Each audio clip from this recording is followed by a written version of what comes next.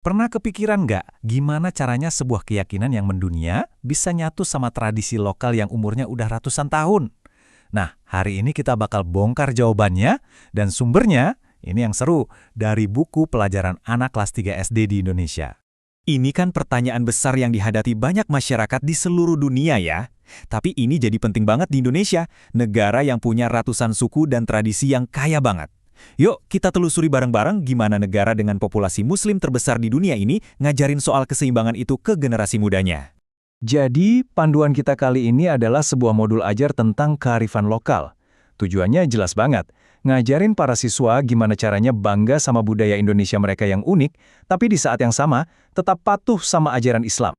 Nah, disinilah ide utamanya muncul. Mereka memperkenalkan konsep yang disebut filter budaya. Anggap aja ini semacam saringan gitu, buat nentuin tradisi mana yang boleh lanjut, mana yang perlu diubah dikit, dan mana yang, harus ditinggalkan. Semua ini ternyata ada dasarnya loh, yaitu sebuah kaidah fikih atau hukum Islam klasik yang diajarkan oleh para ulama zaman dulu. Bunyinya seperti ini. Oke, kita bedah sedikit ya. Intinya gini, adat istiadat itu dihormati loh, bahkan bisa jadi panduan hidup. Tapi, ada tapinya. Adat itu nggak boleh, sekali lagi, nggak boleh nabrak aturan-aturan dasar dari keyakinan atau syariat. Jadi, agama tetap jadi fondasi utamanya. Jadi, coba bayangin deh, setiap praktek budaya itu harus lolos dari 4 lapis saringan ini. Pertama, dan ini yang paling penting, nggak boleh ada unsur menyekutukan Tuhan atau syirik.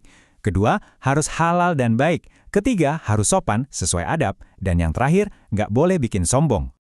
Terus gimana cara kerja filter ini di kehidupan nyata? Nah, kita lihat dari 2 hal yang paling dasar di semua budaya, makanan dan cara berpakaian. Di sini bedanya kelihatan jelas banget. Di sisi kiri, kita lihat makanan tradisional kayak rendang, gudeg, itu semua boleh, bahkan jadi kebanggaan. Tapi lihat di sisi kanan, praktik membuat sesajen atau persembahan makanan untuk roh itu dilarang keras karena dianggap syirik. Nggak cuma soal halal dan haram, modul ini juga nambahin lapisan lain, yaitu etiket atau adab. Ini diambil dari kebiasaan Nabi Muhammad, misalnya soal cara makan yang baik dan benar. Oke, dari makanan kita pindah ke pakaian. Kita ambil contoh yang ikonik banget dari Indonesia, kebaya. Nah, ini contoh yang cerdas banget soal cara kerja filter tadi. Bentuk budayanya si kebaya ini nggak dibuang, sama sekali nggak, tapi diadaptasi. Modul ini ngajarin kalau ada pakaian tradisional yang terbuka, ya harus dimodifikasi, supaya memenuhi syarat menutup aurat.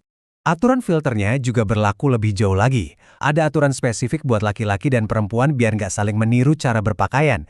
Dan yang paling penting, pakaian itu jangan sampai jadi alat buat pamer atau sombong.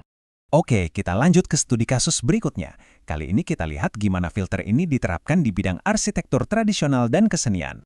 Polanya sama lagi kan?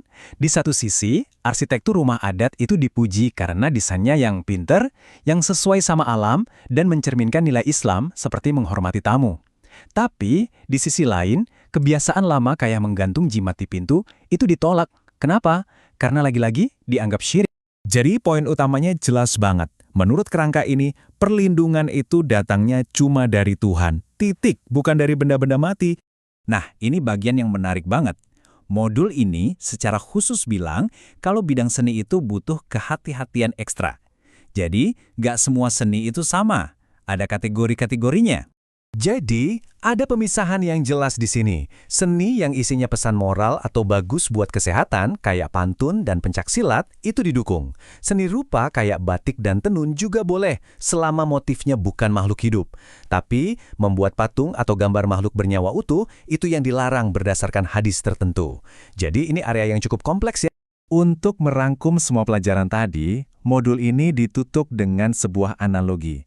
Analogi yang sederhana, tapi maknanya dalam banget, buat ngejelasin hubungan antara dua identitas ini, budaya dan agama. Coba deh kita resapi bareng-bareng analogi yang kuat banget ini. Bunyinya begini, budaya itu baju kita, tapi Islam adalah kulit dan darah kita. Baju boleh gonta-ganti model, tapi kulit, nggak akan bisa kita lepas. Jadi, inti dari semua ini sebenarnya bukan soal menghapus budaya, tapi soal adaptasi.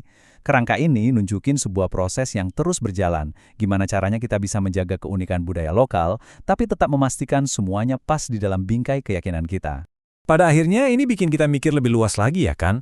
Seiring budaya dan keyakinan terus bertemu di seluruh dunia, kira-kira filter seperti apa dan analogi sekuat apa yang dipakai orang lain untuk menjalani rumitnya identitas manusia yang indah ini?